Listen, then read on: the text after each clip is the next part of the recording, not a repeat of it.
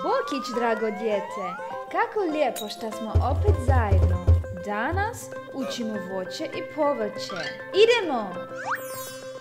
Žute banane, ljubičasta šljiva, smeđi kokos, crvene rajčice, roze maline, žuta kruška, crvene jagode, crvene trešnje, naranđaste breskve, crveno smeđi mango, naranđasta naranđe, zelena lubenica, crvena jabuka, crveni šipak, žuti limun, naranđa nektarina, zelena jabuka, smeđi kivi, žuti kukuruz, zeleno zvijezdasto voće,